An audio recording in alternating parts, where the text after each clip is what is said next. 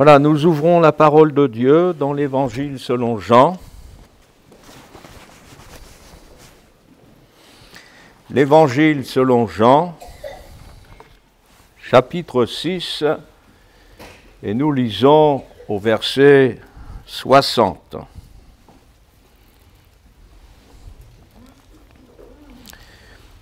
Plusieurs de ses disciples, après l'avoir entendu, dirent : « Cette parole est dure, qui peut l'écouter ?»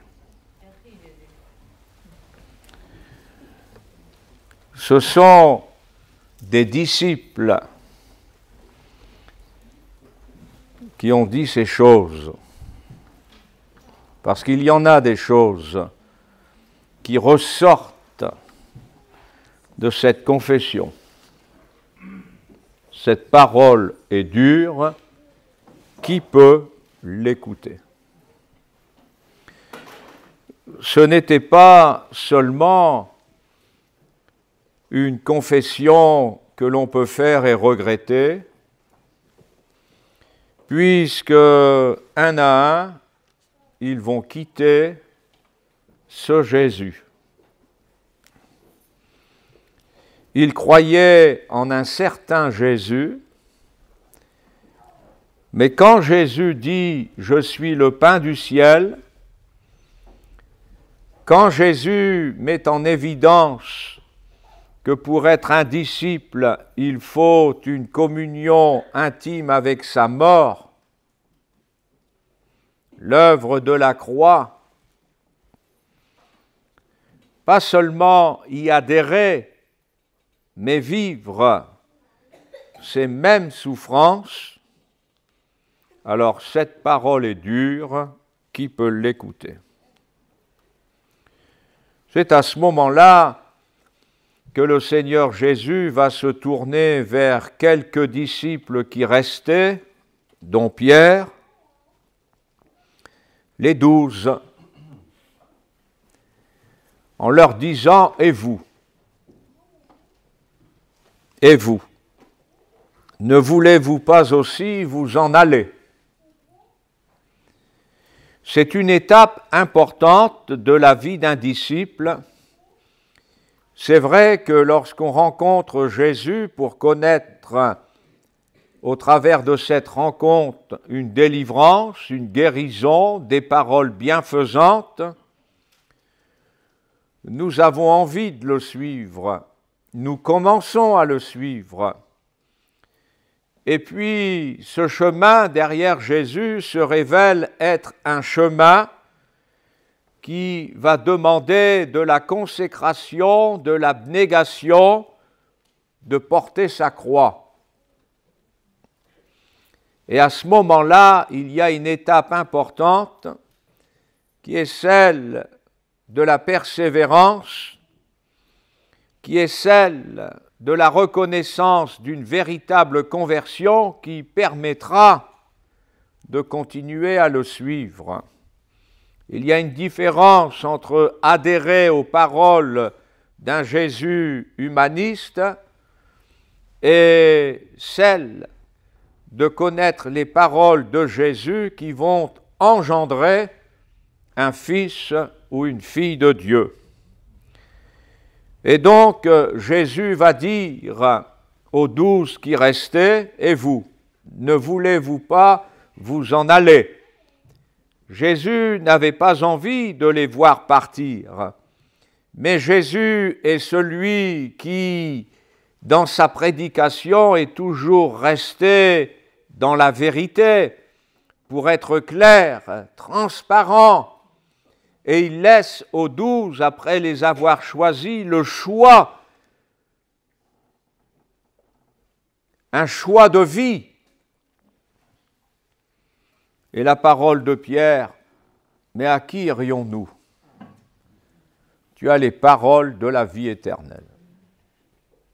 12 ont réalisé que les paroles de Jésus, si pour certains elles étaient dures, en tout cas, c'étaient les paroles qui mènent à la vie éternelle. Elles ont en elles-mêmes la vie éternelle. Le verbe, cette parole,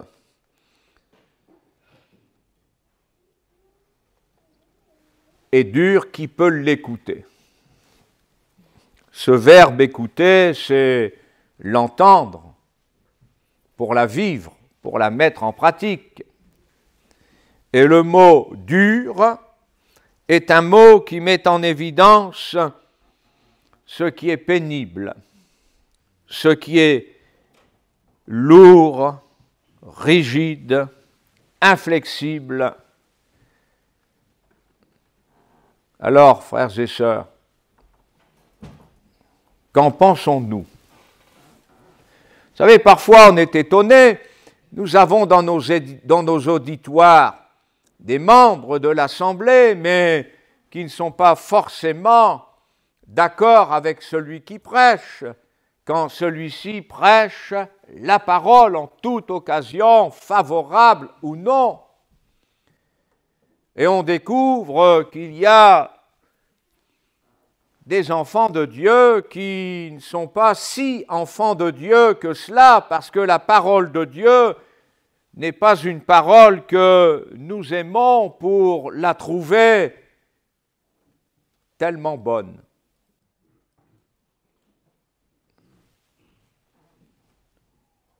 Mais dure au toucher, dure à porter, pénible, rigide, inflexible. Ils ont compris que le sens des paroles de Jésus, et Jésus lui-même, n'est pas venu pour rien. Il est venu pour un salut éternel. Ils ont compris à ce moment-là qu'il n'est pas venu pour être le chef d'une religion, d'une communauté, mais ils ont affaire au Sauveur, au Libérateur. Alors ils font leur constat, cette parole est trop dure, trop rigide. Et certainement qu'ils sont allés vers d'autres cieux, chercher d'autres prédicateurs, mais surtout plus Jésus, quand il dit dans ce chapitre, « Je suis le vrai pain de vie ». Un pain qui communique la vie, un pain qui donne la vie éternelle.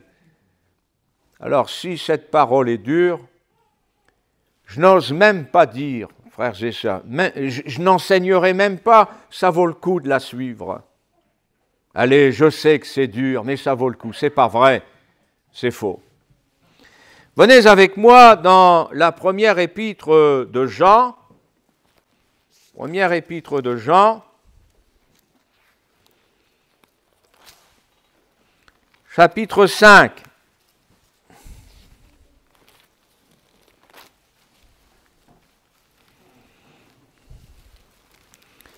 Ce qui est formidable, c'est que dans cette épître, nous avons des jeunes gens, littéralement des adolescents, qui ont fait de la parole de Dieu une parole qui demeure en eux. Et l'apôtre Jean, qui est âgé à ce moment-là, va faire le constat, « Jeunes gens, vous êtes forts, vous avez vaincu le malin, car la parole de Dieu habite en vous. » Des adolescents, ce n'est pas n'importe de quoi cette parole que nous entendons, même les enfants peuvent vivre de cette parole dans une belle communion avec le Seigneur. Et au chapitre 5, on arrive à cela,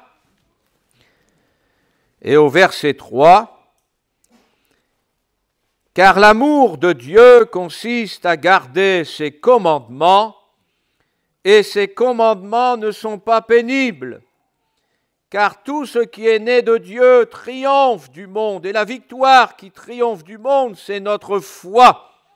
Qui est celui qui a triomphé du monde, sinon celui qui croit que Jésus est le Fils de Dieu. » Mes frères et sœurs, si nous voulons être victorieux, si nous voulons voir la victoire de Dieu. Littéralement, si nous voulons être vainqueurs du monde, de l'esprit du monde, avoir une vraie victoire, parce qu'il ne s'agit pas de chanter victoire, victoire. Il s'agit de vivre cette victoire pour que le monde ne nous atteigne pas. Quand l'esprit du monde ne nous atteint pas, nous sommes victorieux. C'est cela la victoire. Mais quelle victoire? Nous l'avons avec la parole de Dieu. Si la parole de Dieu est en nous, nous sommes de la race de ceux qui sont vainqueurs, frères et sœurs. Et nous ne serons pas vainqueurs parce que nous sommes dans une belle assemblée, parce qu'il y a un prédicateur qui est à la hauteur, parce que je sais chanter, parce que je suis doué. Non, frères et sœurs, je suis un vainqueur si la parole de Dieu, je l'aime. Elle habite en moi. Je suis engendré par cette parole. C'est cela qui triomphe du monde, pas autre chose, pas les dons spirituels. Non, les dons spirituels accompagnent notre vie.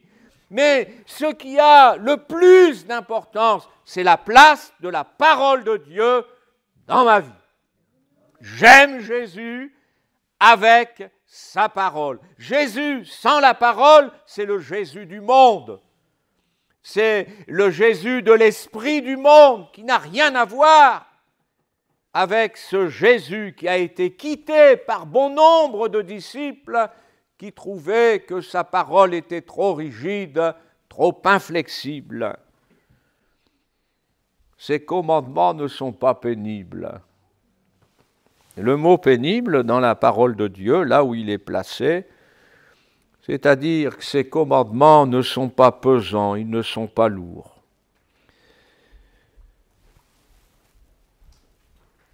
Mais il y a aussi cette signification, ces commandements, quand je les écoute, je ne les écoute pas avec ennui. Qu'il serait possible que ce matin, quelqu'un s'ennuie à l'écoute de cette parole, vivement que ce soit terminé. L'horloge, elle est devant moi, si vous voulez la regarder, il faut vous retourner. Hein? Vous avez des chrétiens, quand c'est la parole de Dieu qui est annoncée, ça leur procure de l'ennui. Voilà pourquoi aujourd'hui nous avons des endroits magnifiques, même plus beaux qu'ici, avec un accueil extraordinaire, avec du monde. Et au nom de la parole, soi-disant, on se divertit, on s'éclate, on prend son pied. Les gens aiment cela aujourd'hui. Mais la parole de Dieu n'existe pas pour nous divertir. Jamais. Trouvez-moi un endroit dans la Bible où la parole de Dieu est un moyen de divertissement. Trouvez-moi un endroit dans la parole de Dieu où cette parole va être une parole pour faire du marketing, pour faire du clientélisme. Cette parole est une parole qui marque la terre, ce qui est terrestre, et qui laisse des traces, des coups, parce qu'elle est puissante, elle est forte, elle transforme. Cette parole est une parole qui engendre la vie. C'est une parole anti-religieuse. Les religieux ne sont pas nés de la parole de Dieu. Les religieux sont nés de cette race qui trouve que la parole de Dieu est dure. Alors il faut l'accommoder. Il faut la rendre accessible à tous. Aujourd'hui, plus personne ne veut faire d'efforts. Dans tous les domaines de la vie, il faut que ce soit facile. C'est trop compliqué d'ouvrir un livre, de le feuilleter, de le lire, de méditer. On préfère les choses qui nous parviennent comme des flashs, comme des lumières, comme des lampions, comme des spots. Évidemment. Mais la race des enfants de Dieu, des fils et des filles de Dieu. C'est autre chose que cela. Ils sont engendrés par la parole. Venez avec moi dans la deuxième épître de Paul à Timothée.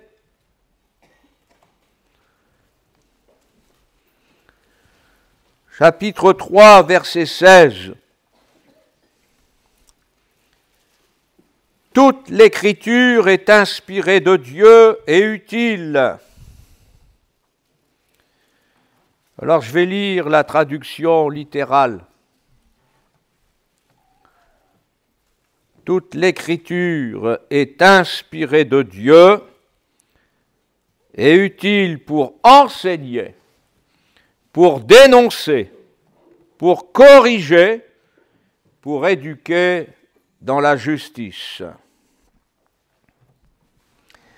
afin que l'homme de Dieu soit accompli et propre à toute bonne œuvre, afin que l'humain de Dieu, l'humain de Dieu, c'est un fils, c'est une fille de Dieu, afin que celui-ci, littéralement, soit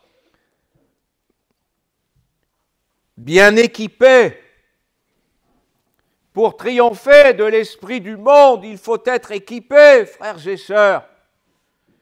Il faut être à la hauteur, mais pas selon ces critères, pas eu égard à ce que nous pouvons voir et juger à travers l'esprit du monde, mais avec des armes qui sont spirituelles. Il faut que nous soyons pourvus pour affronter l'esprit du monde. Et c'est que la parole de Dieu qui pourra le faire dans notre vie. Soyons conscients, frères et sœurs.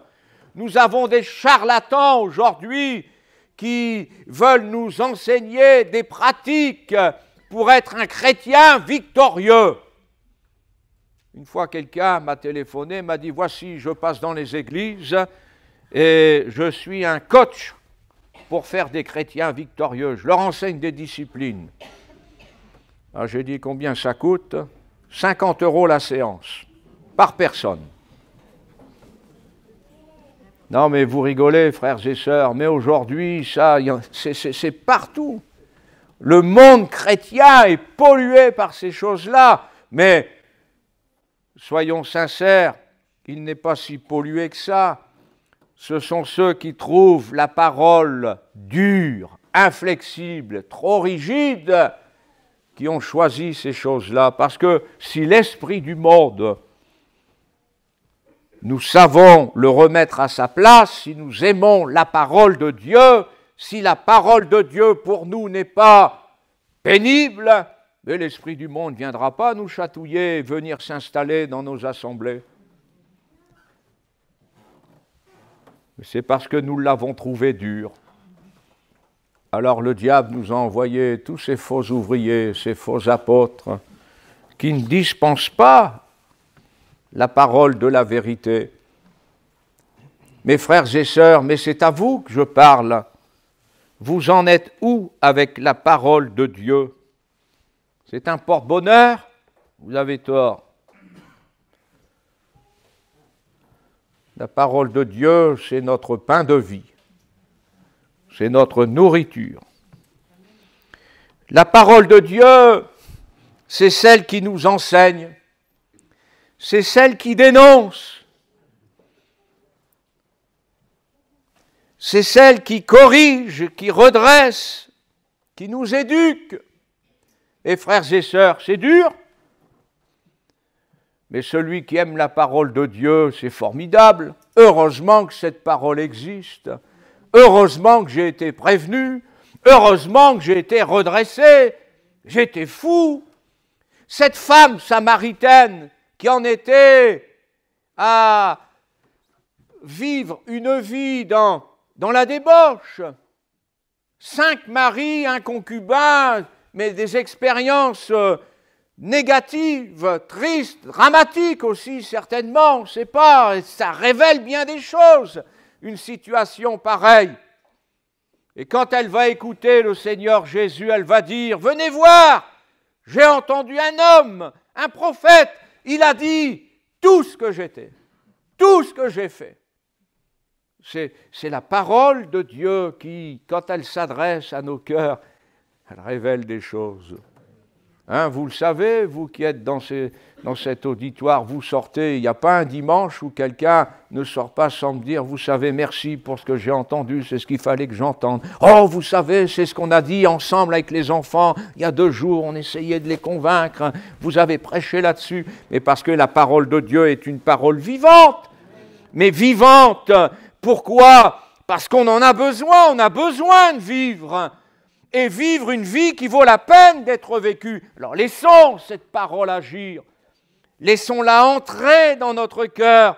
Mais bien sûr, quand nous entendons ces paroles, ou quand nous les lisons, toute l'Écriture est inspirée de Dieu, utile pour enseigner, dénoncer, corriger. Mais bienvenue à la parole de Dieu, parce que sans elle, aucun progrès, sans elle, pas de salut, sans elle, aucun chemin qui mène à la vie éternelle. Soyons conscients de cela, frères et sœurs. Je lisais cette semaine des articles écrits par des historiens. Vous savez, les historiens, ils font leur travail. Ils sont au regard de l'actualité présente, passée, et ils font des constats qui sont des constats que nous ferions bien d'écouter aussi, parce que peu importe ce qu'ils sont historiens. Et je lisais sur cette période où l'Église a éclaté, où l'Église s'est divisée à l'époque de Constantin, parce que ça a été un homme habile, cet homme, habile. Avant, on persécutait les chrétiens parce qu'ils avaient une foi sincère, une foi profonde. Avant, on les jetait dans les arènes, on les mettait à mort, on les mettait dans les prisons. Et cet empereur, eh bien, il a décidé d'ouvrir les portes de son administration, de leur confier des carrières, des situations formidables, et il a réussi à pervertir le monde chrétien. Vous vous rendez compte, à l'époque, on en est arrivé à faire des gladiateurs chrétiens, des prostituées chrétiennes même. Et tout cela a existé, mais ceux qui veulent vivre la parole de Dieu, mais savent ce que c'est que d'être un disciple. Tous ceux qui sont engendrés par la parole de Dieu connaissent ces attaques, ces épreuves pour nous détourner de la véritable foi, du véritable Christ. Et aujourd'hui, frères et sœurs, le monde n'a pas changé. Le monde n'a pas changé. Nous ne sommes pas plus intelligents que ceux qui nous ont précédés au temps de Constantin. Hein? Même avec toute notre informatique et tout ce qu'on veut. L'homme de Dieu, c'est celui qui s'équipe avec la vérité, la parole de Dieu. Et ceux qui trouvent la parole dure, eh bien, ils ressembleront à tous ces hommes, tous ces humains qui ne seront pas de Dieu. Ils se réclameront d'un Christ qui n'est pas le Fils de Dieu. Et dans leur vie, eh bien, plein de choses, beaucoup de choses ont remplacé, existent à la place de ces fruits qu'aurait pu produire la parole de Dieu pour faire d'eux des fils et des filles de Dieu. Frères et sœurs, allons dans le livre d'Ézéchiel. Le livre d'Ézéchiel. Ézéchiel a été appelé pour une mission délicate, mais je suis persuadé, frères et sœurs, qu'un prédicateur qui prêche la parole, qui parle de la part du Seigneur, eh bien, sa mission n'est pas facile. Quand on sert Dieu avec la parole de Dieu pour dispenser la parole de la vérité, eh bien, ce sont des combats, ce sont des épreuves, ce sont des confrontations perpétuelles avec des états d'esprit, même dans la propre assemblée du prédicateur. Pourquoi? Parce que c'est la parole de Dieu, cette parole inspirée pour les humains que nous sommes. Et Ézéchiel se trouvait au milieu d'un peuple.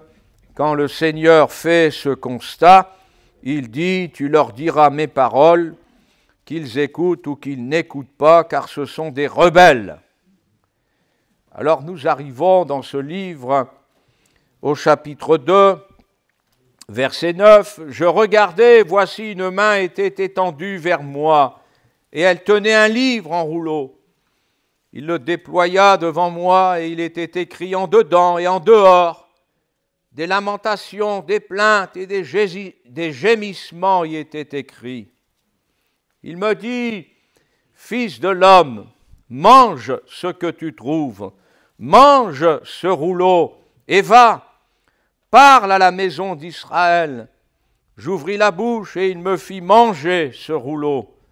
Il me dit, fils de l'homme, nourris ton ventre, remplis tes entrailles de ce rouleau que je te donne. Je le mangeai, et il fut dans ma bouche doux comme du miel. » Ah.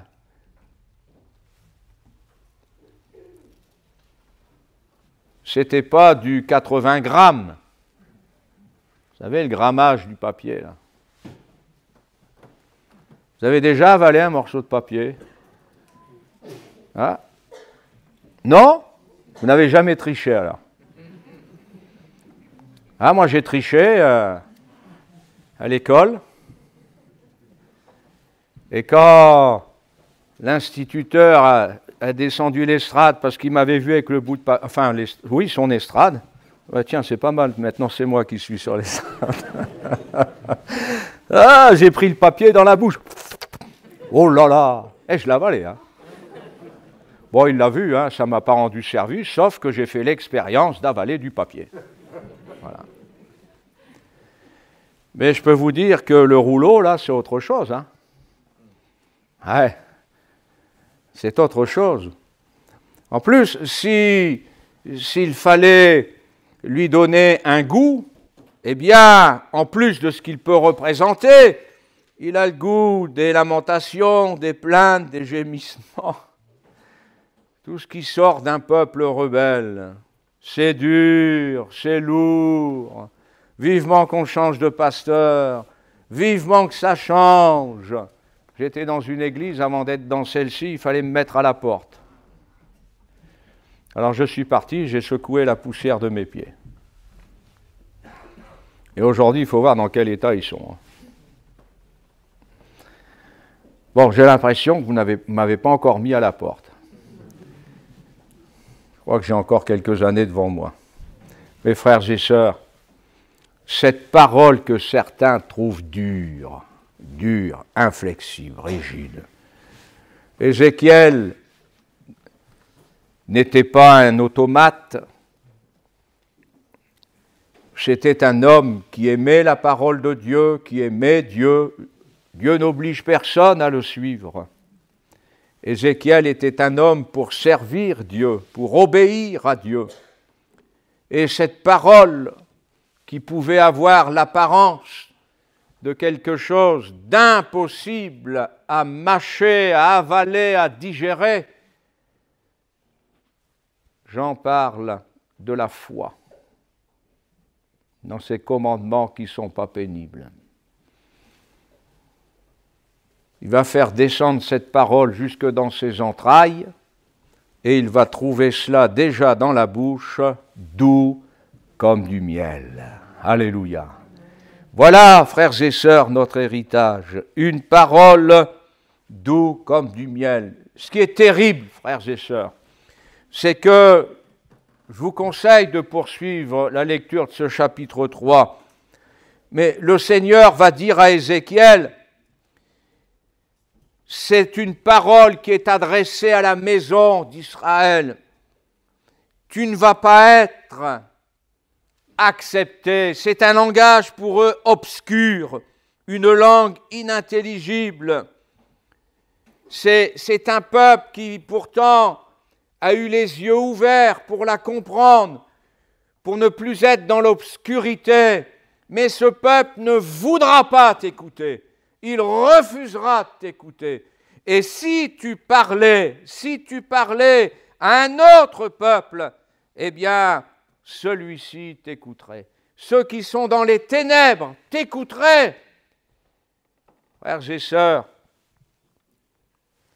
l'apostasie, ce n'est pas le monde qui l'a produit. L'apostasie, c'est au milieu de ceux qui ont reçu la parole de Dieu et qui vont finir par la rayer de leur vie. Peu importe leurs alléluia, leur Seigneur, Seigneur, ils auront fait de la parole de Dieu une parole pour ne plus être conduits par elle, un peuple devenu rebelle. Nous allons au psaume 119. Au psaume 119, nous avons ces versets, verset 30, nous aurions pu lire ce psaume en entier, mais j'ai choisi quelques bribes pour nous ce matin. Verset 30, « Je choisis la voie de la vérité, je place tes lois sous mes yeux, je m'attache à tes préceptes. Éternel, ne me rends point confus, je cours dans la voie de tes commandements, car tu élargis mon cœur. » Alléluia. Tu élargis mon cœur. C'est le cœur qui a besoin d'être élargi.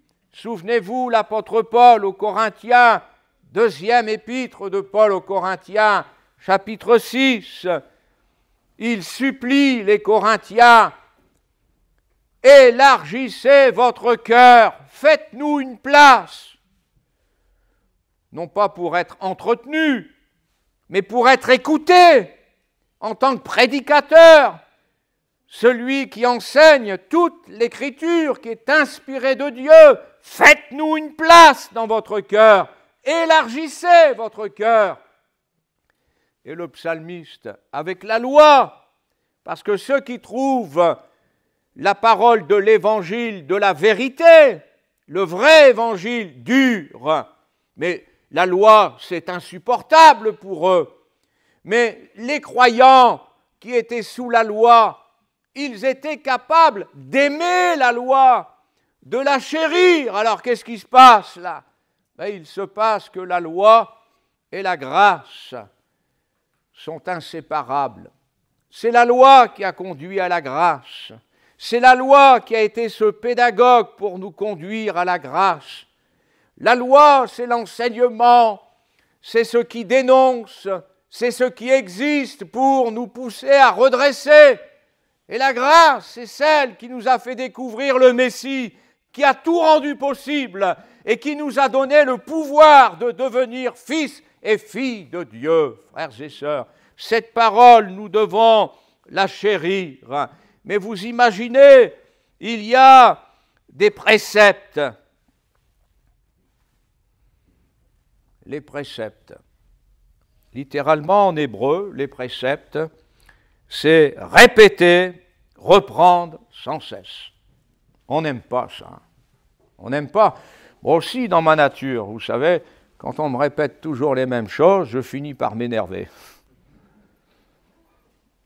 Mais les choses spirituelles, on en a marre. On nous dit toujours la même chose.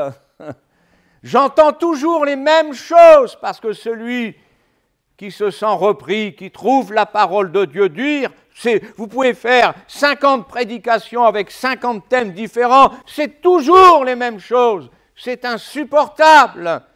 Mais écoutez bien, le psalmiste lui dit « Je m'attache à tes préceptes ». Et le verbe attaché en hébreu qui est utilisé là, c'est un verbe merveilleux. Ça veut dire être frotté de bonheur, d'onction, de plaisir. Non, mais un jour on a dit, vous les chrétiens, vous êtes fous. Et puis dans la parole de Dieu, il nous est dit que la prédication de la croix est une folie. Ben oui, on aime ça. Cette parole, cette loi, c'est comme l'onction du Seigneur sur ma vie, qui me procure du bonheur, le plaisir d'être attaché au Seigneur. Je ne suis pas attaché avec des chaînes, comme les démons peuvent m'attacher à des passions et à des vices. Je suis attaché dans le bonheur. Je suis attaché avec l'onction. C'est merveilleux quand même quand cette parole a trouvé un cœur qui s'est élargi, parce qu'il le dit, tu élargis mon cœur, car tu élargis mon cœur.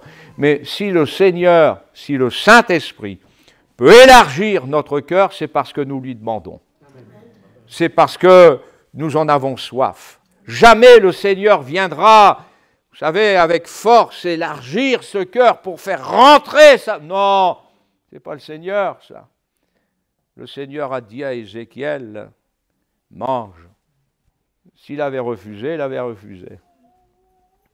C'est nous qui demandons au Seigneur, Seigneur, j'ai besoin que mon cœur soit élargi.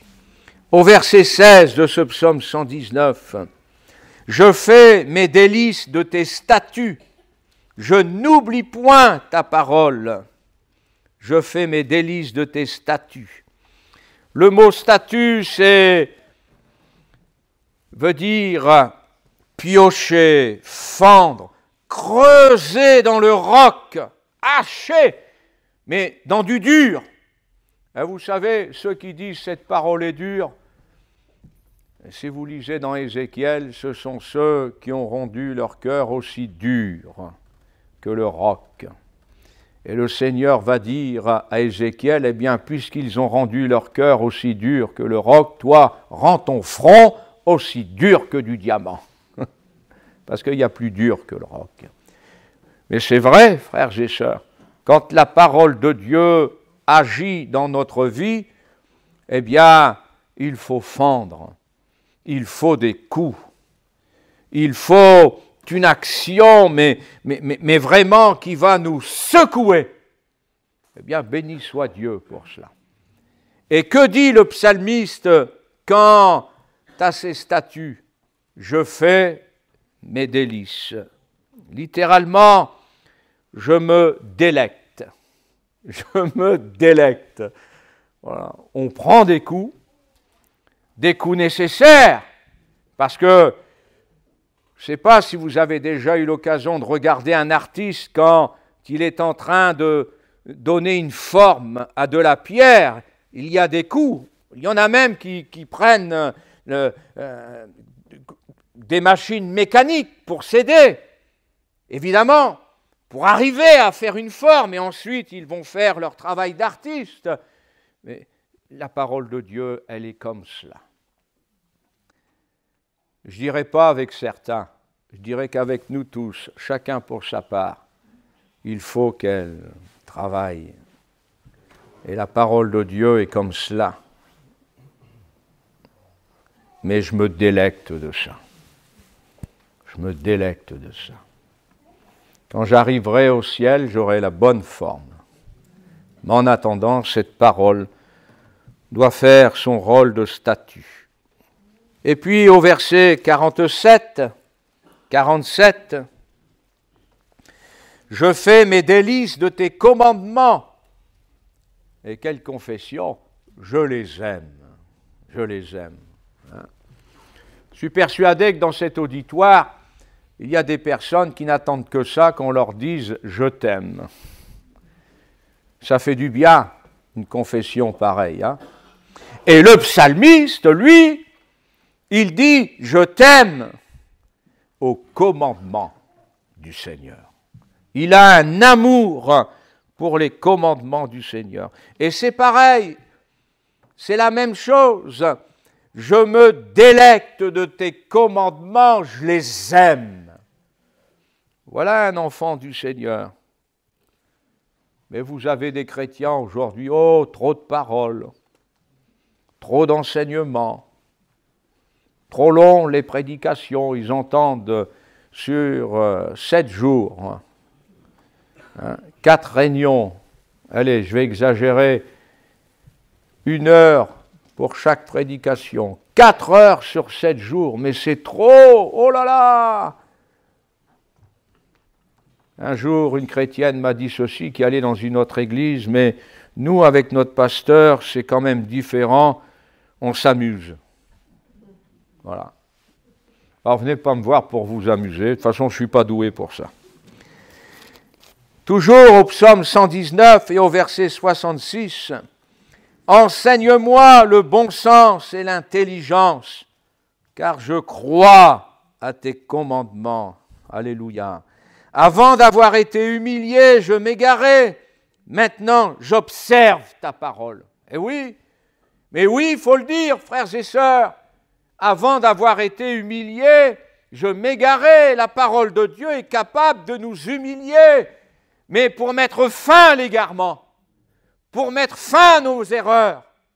Et on l'a béni. Maintenant, j'observe ta parole. Voilà, c'était nécessaire, cette humiliation. Et nous vivons des temps où les chrétiens d'aujourd'hui veulent des prédicateurs qui parlent dans leur sens. Des prédicateurs qui ne froisseront pas, habiles pour les fables, c'est-à-dire les récits mensongers. Non, frères et sœurs, avant d'avoir été humilié, je m'égarais, maintenant, j'observe ta parole. Et au verset 113, j'ai retenu celui-ci également, au verset 113, oh là là, « Je hais les hommes indécis et j'aime ta loi. » Imaginez ce que la parole de Dieu peut mettre dans un cœur qui s'est élargi. Je hais la haine. Il ne faut pas avoir peur de dire la haine. Littéralement, les hommes indécis, ils sont irrésolus. Ils sont ballottés par toutes sortes de courants d'air. Un jour, ça va dans un sens, allez, on est dans le sens. Ça repart dans l'autre sens, on tourne, on est dans l'autre sens. Le prince de la puissance de l'air les emmène là où ils veulent. Ils ont la parole de Dieu, mais trop dure. Nous, on suit les courants de mode. Nous, on suit les enseignements du moment. Vous voyez ?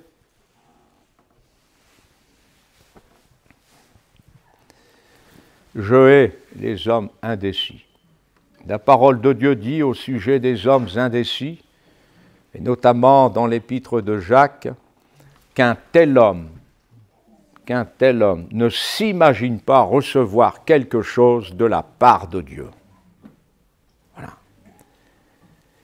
Et c'est une haine qui concerne uniquement le disciple. Ce n'est pas une haine pour faire du mal à l'indécis.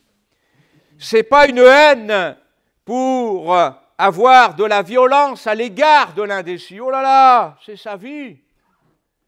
Mais c'est une haine pour moi. Je déteste ces choses pour moi. Seigneur, garde-moi de m'égarer. Garde-moi de devenir un homme à la mode. Garde-moi de faire de ta parole une parole que je vais ajuster au courant du moment. Ah, je ne supporte pas cela pour moi. Ce n'est pas de la haine pour faire du mal à l'autre. J'aime tellement ta loi. C'est la loi. Eh bien, frères et sœurs, nous avons le droit d'aimer la parole de Dieu. Aimons-la et faisons voir au monde qui nous regarde.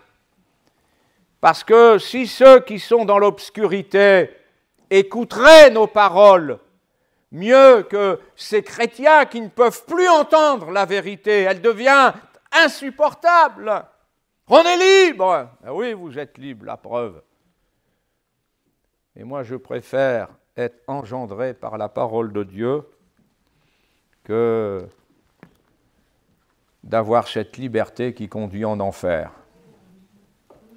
Mon père levait le poing vers le ciel en disant « Je suis libre, je fais ce que je veux et je triomphe parce que le diable est avec moi. »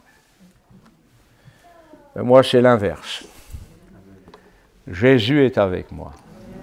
Je suis libre. Libre d'aimer sa parole. Devenu libre pour haïr le péché. Pour haïr ce qui aurait fait de moi un être ballotté à tout vent de doctrine. Je veux garder cette parole. Je veux que le Seigneur élargisse mon cœur. Je lui demande, élargis mon cœur, Seigneur. Frères et sœurs, Jésus revient bientôt. Et le point commun qui existe dans la vie des chrétiens, ce n'est pas le nom de Jésus. Non. C'est la place qu'a la parole de Dieu, la parole de la vérité. Parce que le nom de Jésus ne veut plus rien dire. Le nom de Jésus, c'est un spectacle.